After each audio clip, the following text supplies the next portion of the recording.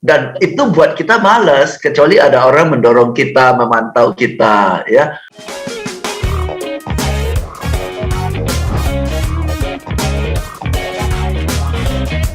Saya sebelum ke Pak James ngomongin soal risiko ya, faktor risiko ini ada pertanyaan, bagaimana caranya supaya kita tuh belum apa-apa ya, udah merasa bosen gitu ya, karena beberapa kali pernah coba setting goals begitu, tapi kok kayak nggak berkembang, kayak jalan di tempat begitu.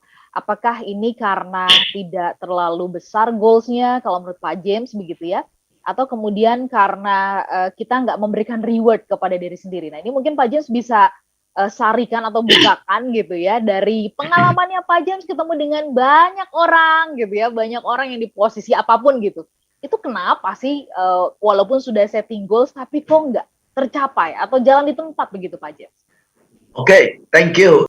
Banyak faktor ya yang buat goalsnya tidak tercapai. Satu, ada goal tapi nggak ada action plan. Ya, jadi nggak ada action plan, atau ada goal tapi action plan-nya yang nggak nyata gitu loh, ya, nggak realistic atau not doable gitu ya, atau action plan-nya nggak nyambung dengan goal-nya. Bisa satu seperti itu ya. Kedua adalah kita sudah ada action plan tapi implementasi dari action plan itu nggak konsisten, kurang konsisten ya, karena kesibukan sehari-hari yang buat kita nggak sempat kerjakan action plan kita ya, atau whatever reason. Oke. Atau ketiga, yang sering terjadi adalah nggak ada teman yang encourage kita, teman yang mendorong kita. Ya, namanya orang mau latihan, pasti didampingi oleh pelatih, betul? Ya, umumnya kalau ke gym, ya, kita kadang-kadang didampingi oleh personal trainer, oleh trainer ya, yang bantu kita. Karena kalau kita ke gym sendirian, kadang-kadang malas loh. Udah deh, besok aja deh. Gitu kan ya. Jadi harus ada orang yang mendampingi kita, yang nge-push kita. Bisa jadi personal coach ya, bisa push kita, atau mungkin rekan atau atasan atau anak ya. Jadi action plan kita, goal kita, action plan kita ceritakan ke ya orang-orang yang dekat sama kita, supaya mereka bisa bantu kita, push kita ya, atau leader Anda atau role model Anda atau mentor Anda siapa aja, supaya bisa push Anda ya dalam goals itu. Dan ya tadi juga ada di-mention ya, kalau sudah capai goalnya harus mereward diri sendiri dong ya, harus ada selebrasi kecil dong ya. Nah, selebrasi kecil itu apa? Reward diri sendiri apa? Sehingga oke, centang, ini udah kelar nih, ini udah kelar, ini udah kelar.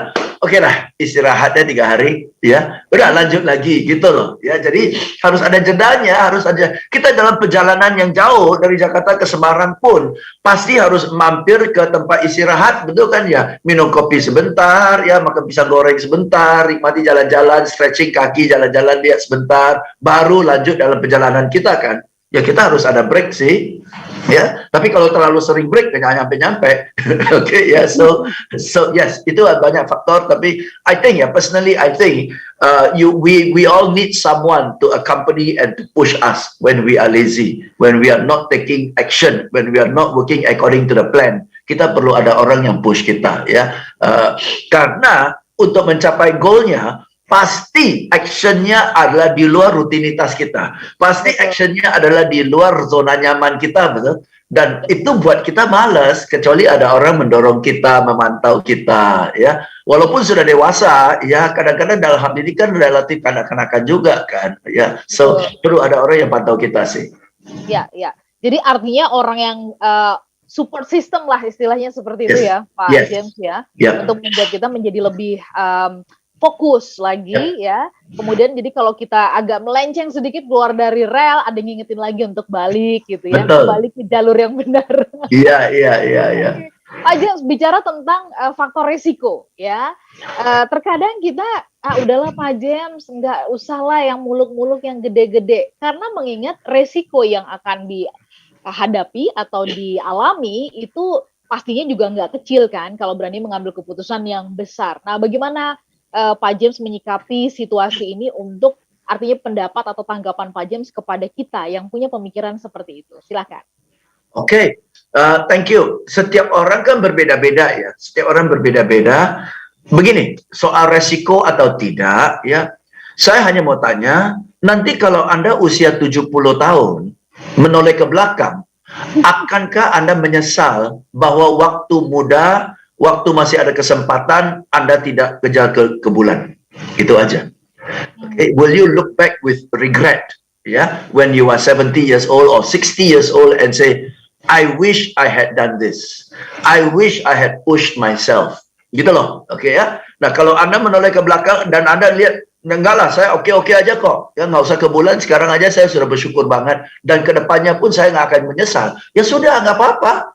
Ya kan, don't feel bad, don't feel guilty gitu loh. Ya, selama Anda, maka live a life of no regrets, betul kan ya? Ya, jadi jalankan satu kehidupan yang tidak ada menyesalnya. Yang penting Anda tahu dan Anda menoleh ke belakang, Anda nggak akan menyesal. Ya sudah.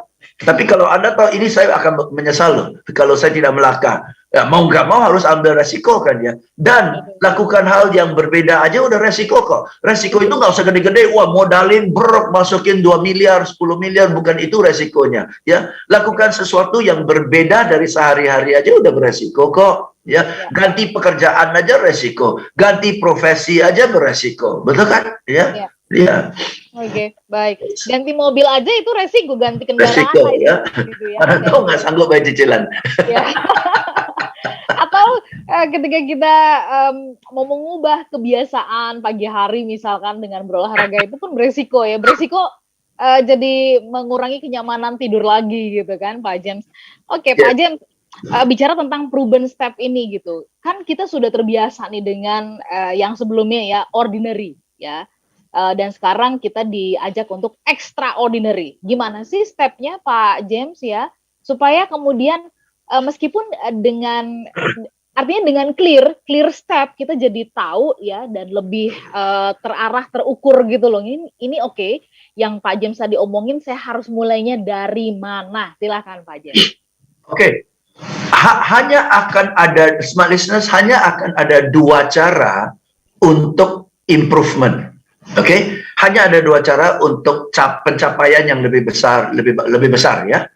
Satu, cara kerjanya sama, tapi jauh lebih rajin, jauh lebih intens, betul? Atau rubah cara kerjanya. That's it.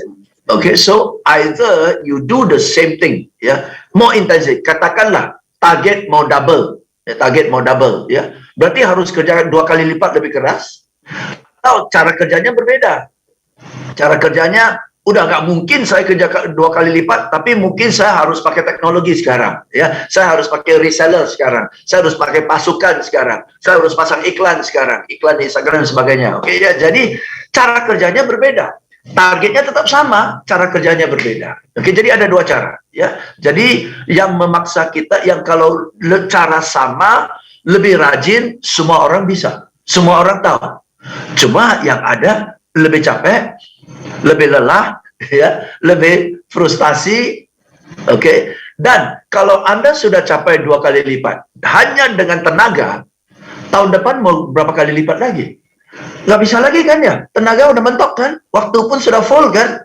Jadi selama kita pakai cara yang sama dan mengandalkan tenaga dan waktu, itu pertumbuhannya pasti ada batasnya. Tapi kalau untuk capai double-nya, saya ubah cara. Ya, nah, tahun depan double lagi, saya ubah cara lagi. Bisa. Kenapa? Waktunya sama, sayanya sama, tetapi yang kerja bukan otot saya, tapi otak saya. Kalau otot ada batasnya, kalau otak kan nggak ada batasnya, betul ya? So itulah ya, kalau Anda mau next step-nya, saya anjurkan targetnya digedein.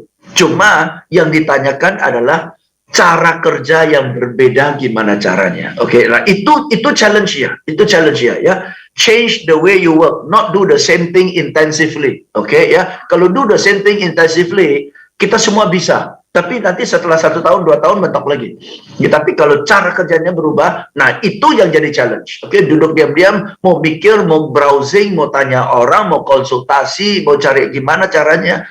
Pokoknya bisa, ya. Pokoknya Anda bilang begini, smart listeners, saya mau target saya double, tapi saya nggak mau kerja lebih keras. Oke, saya mau hasil saya 2 kali lipat, tapi saya nggak mau kerja lebih keras. Saya mau kerja lebih cerdas. Ayo, Nah, gitu. Oke, pasti bisa. Pasti Pasti bisa. bisa ya. Nah, kalau cara yang sama lebih kerja, lebih rajin. Kita bikin planning 2 hari bisa, tetapi cara yang 2 kali lipat tanpa kerja lebih keras, oh itu researchnya gila itu. Researchnya gila. Dan dalam proses research itu kita belajar.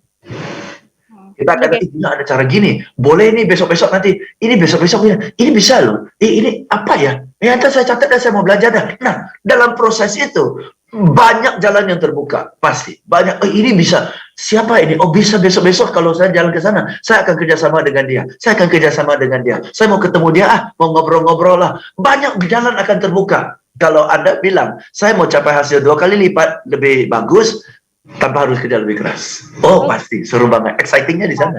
Akan sangat excitingnya di situ ya. Pantes ya Albert Einstein kalimatnya tuh bahas kalau dipakai quotes-nya gitu ya. Orang yang ingin dapat hasil yang berbeda, lebih besar, tapi caranya tetap sama gitu. Itu disebut orang gila katanya begitu ya.